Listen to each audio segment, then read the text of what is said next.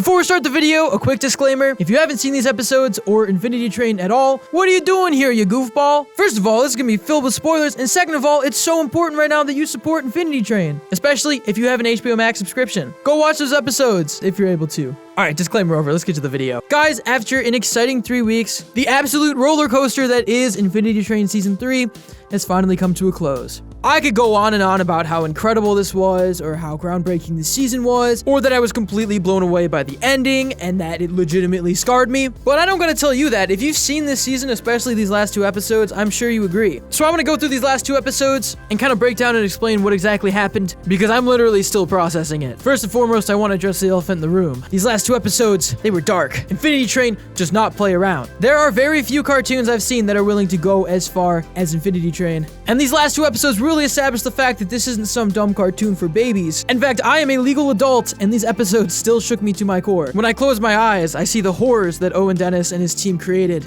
and it's beautiful. No, on episode 8, I really was like, how are they gonna resolve all this in 2 episodes? And the answer is, they did and they didn't. Episode 9 actually starts with Hazel, the focus of the season, the big mystery of the season, leaving with Amelia, choosing to no longer be with Grace and Simon, and I cannot blame her. These 2 are very problematic individuals. They got a lot of baggage. I wouldn't want to take a camping trip with them, that's all I gotta say. And that was honestly a shock to me, because I was kind of hoping for Hazel's story to get a conclusion, and it just didn't. It was left open-ended. Same with Amelia, although I feel like her story is not gonna be done for a while. And that's the beauty of Infinity Train. There's all of these plot threads happening at different moments. Some carry on to other seasons, some don't. Season 2, we saw MT or Lake's entire story after she was left open-ended in season 1. Which is why if there's a book 4, and based off of our speculation, we feel like there will be a season 4, then it should definitely follow Amelia and Hazel. Every season of Infinity Train sort of has a backdoor pilot for what's gonna happen next season, and this definitely felt like that to me. And come on, the crew was working on the show in the beginning of quarantine, and it takes about 9 to 12 months to finish an episode. So it already seems like there's another season just based off of this timeline. Again, we're not in the industry, we don't have any insider knowledge, this is just a speculation, but there better be a season 4, especially after this ending. Oh my god. Anyways, episode 9 felt a lot like the first book, that purposely left things blatantly open-ended, especially with how much focus was on Hazel and Amelia, only for them to end up parting ways. But it also felt satisfying in a true to real life way, because Hazel leaving with Amelia, who had no qualms parting with Grace and Simon, solidified that Grace screwed up. She can't force everybody to stay in her life and prevent her from being alone. It's just a really sad situation, because Grace feels like Hazel is the first child, denizen or not, that she had a genuine connection with since Simon. And as for Amelia, even though she did pop in a few episodes, which is amazing, her story was very much not the focus of this season. In fact, her entering it all was really only a way for Hazel to be able to leave Grace and Simon safely. She doesn't really have tuba anymore. Wonder how that happened. So yeah, for Hazel to be the focus of this season, to be on the poster, and then to leave without any solid conclusions, let alone knowing where she's going next, was disappointing from a certain standpoint, but also true to how Infinity Train works, and I think that's beautiful. It doesn't always give us an answer, it doesn't always give us a conclusion. Most of the time, we just have to wait and see. Plus, without these 2 parting ways,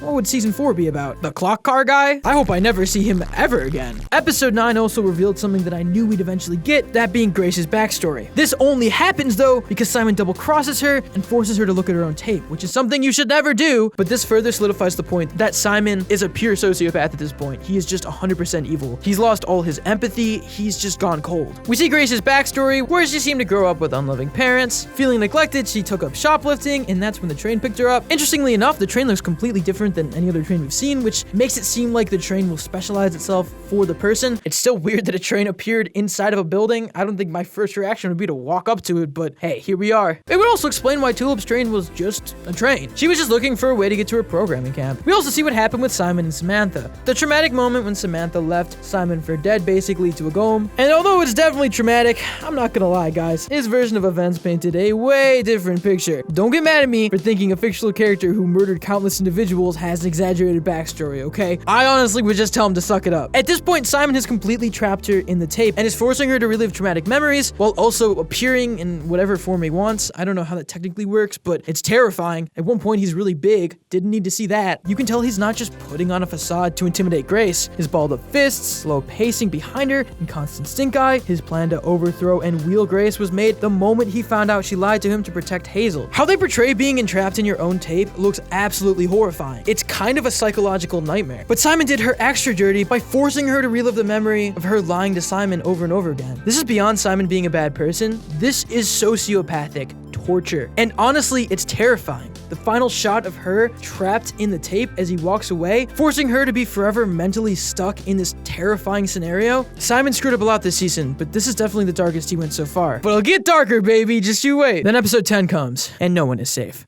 Going into episode 10, we were all thinking, how are they gonna wrap this up in like 11 minutes? But they do so much in those 11 minutes without it feeling rushed at all. It's honestly insane. There wasn't one second where I'm like, oh, this is being rushed because it's the last episode. It just felt completely normal pacing-wise and proves that Infinity Train knows what it's doing. Anyways, the episode opens with Grace still trapped in her mind. Failing to get closure on Hazel, she has horrifying visions of the people in her life telling her her worst insecurities, including Hazel. She comes to the realization that Hazel's feelings towards Grace is likely how she's going to remember Hazel for the rest of her life. I mean, the chances of her encountering Hazel and Amelia on the train again is just slim to none. It's the Infinity Train. But despite this, she manages to break out because of the little 1-1s that got broken by Simon in the last episode. There's a really creepy scene that's hard to watch that really solidifies the fact that this is a disturbing sci-fi thriller when Grace has to pull the tape out of her head. I'm not gonna lie, like I almost threw up during this part. It's disturbing and just shows how freaky the train is. It isn't magic, that's for sure. Grace rushes back to the mall car only to discover the horrifying truth that Simon has taken complete control of the train and labeled her a void. Another terminology to basically write somebody off. It basically means she's a leader unfit to rule. Simon is pure evil at this point. The cult-like mentality of the apex has reached, well, its apex. At this point, we see Simon and he has gone full Tetsuo. And oddly enough, also that mask dude from Gundam Wing. His name's really complicated, otherwise I'd say it. Simon is officially too far gone, ordering for Grace to be wheeled, which admittedly was kind of awkward on account of her being restrained by 2 kids she could easily beat up. If anything, I think she chose not to just wail on them and run away because of her growth as a character. She genuinely wanted to get through to them and get through to Simon. That being said, as cool as Simon feels for being this cult king, I think it's important to remember that it's literally just a bunch of kids who aren't even completely on board, especially when he orders them to wheel her. But then we get something I never physically thought I would see in Infinity Train. After Grace explains the truth about the conductor and the kids refuse to wheel her, Simon takes matters into his own hands and the two get into hand-to-hand combat. Like, Jesus, dude, this is dark. The two get into a fight and at some point a golem appears, making the stakes even higher. Grace is about to die, but ends up using one of Simon's boots. Then when Simon is about to fall and you think it's all over for him, Grace saves him. And you realize how far Grace has come as a person. It's a beautiful moment that makes you remember just how hopeful Infinity Train is. This is a story about redemption and growth, and then Simon kicks her off the train! What the fuck, dude? My jaw dropped. I could not exaggerate that. My jaw physically dropped. Just the image of Grace falling down the train, literally, at this point, is so dark. And this is when the horror gets kicked up to 11. I literally felt like a child watching Adult Swim in the middle of the night. Like, this triggered something deep in my brain, and it was terrifying. We see Simon at his, quote, ultimate form. Numbers completely all the way up his body, something I didn't even know was possible. Higher than Amelia. He is officially, like, the worst person on this train. And there's just something so horrifying about his laugh that turns to crying, that turns to evil laughter. He completely snaps. Simon, as we knew him in any form, is gone. The train beat him. He lost. He lost himself. He lost his sense of morality. He lost everything. Luckily, in a twist that I didn't see coming, the origami birds from earlier that Grace actually helped out end up saving her and flying her back to the train. Something that I think is a little convenient, but it works so well for the story that I give it a pass. We see Simon again, and I just want to make a point to acknowledge the numbers are completely all over his face. Can he get any higher? You would have to imagine that his entire body is covered at that point. What could he do? How much worse could it get? But then, the unthinkable happened. Golems have been in Infinity Train since the beginning, and they've always been scary. From the moment they almost got Tulip to pretty much every moment they've appeared, they're terrifying, and we never fully knew what they did. Just looked like they sucked the soul out of you. But we finally get to see what happens if you fall victim to one of these things, and you die. Simon dies. And he doesn't just get killed off screen or something. It's fully shown as his body deteriorates into dust. We see his skeleton. They did it. They killed a human. The thing that traumatized Simon so much ultimately did him in due to his refusal to be honest and vulnerable with himself. The golem fully absorbs Simon's entire being, his life force, evaporating his body and eyes, bones and all. It's as horrifying as it sounds. Then the golem blows up. And there's a few theories as to why. I'm assuming because his number was so high, it straight up just gets overwhelmed and blows up. I don't know if that has anything to do with it. Also, we see that the Goem isn't just solid black, but red before it blows up, which just begs the question of what exactly the numbers are. If the Goems potentially sustain themselves off of them, we don't fully know yet. There's also theories that this Goem is somehow tuba, which I can't back up, but I would love if that was true. All in all, Infinity Train Book 3 doesn't have a happy ending. It doesn't even really have that hopeful of an ending. It has a tragic one. Simon is reduced to ash, the Apex is completely lost and traumatized. In fact, the only one who really gained anything from the story was Grace. She grew as a person, she learned the error of her ways, and although Simon couldn't change, sometimes you can't save everyone, not even your best friends. And Grace learned she's not responsible for anybody but herself. This is evident in the last speech she gives, basically saying she doesn't know why any of them are there, and it's not up for her to fix it, but they can work together. The last scene being their numbers going down, including Grace herself, showing that the Apex is finally starting to go on the right path, and that's it. It's a very open-ended ending. But if you think about it, this story was about Grace and Simon the whole time. So in a way, this is all the ending we needed. The big story arc this season wasn't Hazel or Amelia. It was Simon and Gracie's relationship, a relationship that met a very tragic end. Simon is an irredeemable character. He's committed murder or tried to commit murder multiple times. But I wouldn't say that was for no reason at all. The Infinity Train is a dark place. It may come off as a helpful tool that helps you deal with your problems, but the reality of the situation is it's a cold, unfeeling machine. It doesn't care if your number goes up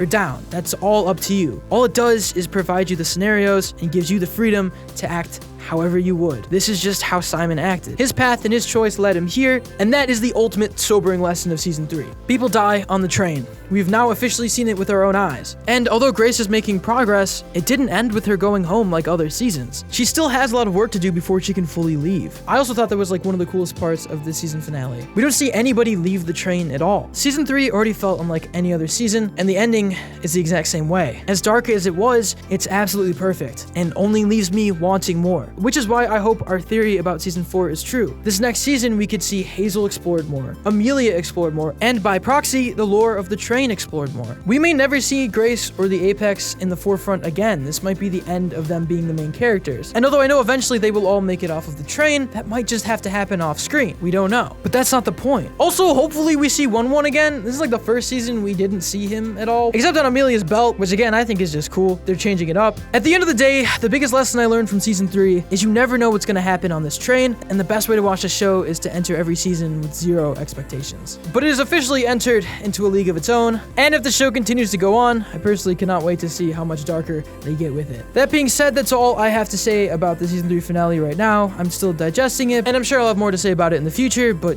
yeah, just bravo to everybody. And if you want more Infinity Train, this is your time to rise up. Go on Twitter, at HBO Max, at Cartoon Network. Watch the show if you can, if you have access to it. Make memes, make art. Show the world that Infinity Train has an audience, and that we cannot wait for more episodes, and that we will get more episodes, dang it. Hopefully, I just really want more episodes. Since the beginning, Owen's been pitching for 8 seasons, because it's the infinity symbol. And personally, I want 1,000, but I'd be happy with 8. So we'll see what happens. That's really all I have to say though, guys.